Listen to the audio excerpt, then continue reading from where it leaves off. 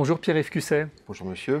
Vous êtes économiste, chef de projet à France Stratégie. Avec Gauthier Meigne, Gaston Vermersch, vous êtes l'auteur d'une note d'analyse intitulée « Protection contre la pauvreté et gains monétaires au travail depuis 20 ans ». Alors votre étude, elle tord le cou à une idée reçue selon laquelle l'assistanat pourrait payer plus que le travail. Elle montre qu'il n'y a plus de situation de la sorte en France. Le travail paye toujours plus que les revenus d'assistance.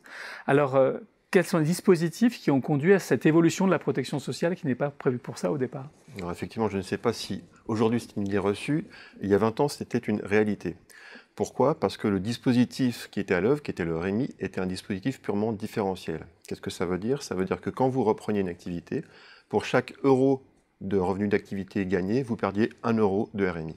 Et par ailleurs, si vous étiez locataire, vous perdiez quelques centimes d'euros d'allocation logement quand vous gagnez 1 euro de revenu d'activité. Résultat des courses, il se pouvait que votre revenu disponible baisse lorsque vous repreniez une activité. Alors évidemment, cette situation n'était pas satisfaisante, donc plusieurs dispositifs dits d'intéressement ont été lancés successivement. Ça a d'abord été la prime pour l'emploi en 2001, puis le RSA en 2007, et enfin la prime d'activité à partir de 2016. Et cette prime d'activité a été très fortement revalorisée en 2019, avec des dépenses qui sont passées de 5,5 milliards en 2018 à presque 10 milliards d'euros en 2019. Donc on est sur les ordres de grandeur du RSA aujourd'hui. Et donc, résultat des courses, aujourd'hui, si vous prenez une personne seule, locataire, si elle n'a aucun revenu d'activité, elle va gagner autour de 775 euros de prestations. Si elle reprend une activité à mi-temps payée au SMIC, elle va avoir à peu près 1055 euros de prestations. Et si elle reprend une activité à temps plein, elle va pouvoir cumuler ce revenu d'activité et de la prime d'activité qui va l'amener aux alentours de 1 450 euros par mois. Et donc on voit bien la différence maintenant qui est très nette. Alors avoir du travail, vous montrez dans cette étude, c'est toujours plus avantageux que de ne pas en avoir, même si ça ne protège pas automatiquement de la pauvreté selon la structure familiale. Mais alors pour ceux qui restent sans travail complètement, comment évoluer, à contrario, ces dernières années, la protection minimale contre la pauvreté, les minima sociaux? Alors effectivement, c'est un élément qu'on regarde dans la note. On se demande à quel point on est éloigné du seuil de pauvreté quand on n'a aucun revenu d'activité. Alors quand on n'a aucun revenu d'activité, que ce soit il y a 20 ans ou aujourd'hui, on est sous le seuil de pauvreté, donc on est considéré comme pauvre.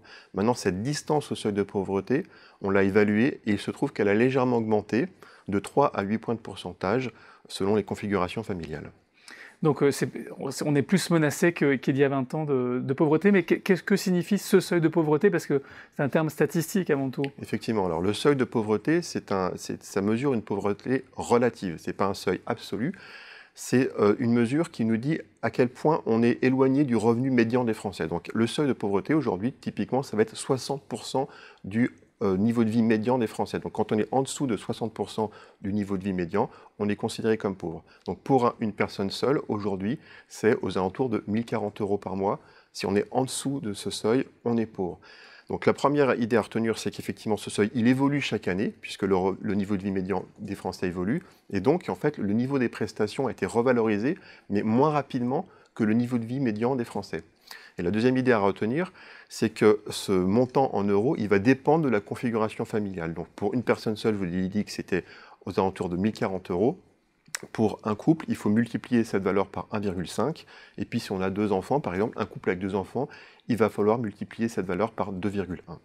Merci beaucoup Pierre-Yves Cusset pour cet éclairage. Et pour en savoir plus, je renvoie à votre étude « Protection contre la pauvreté et gains monétaires au travail depuis 20 ans ». Merci.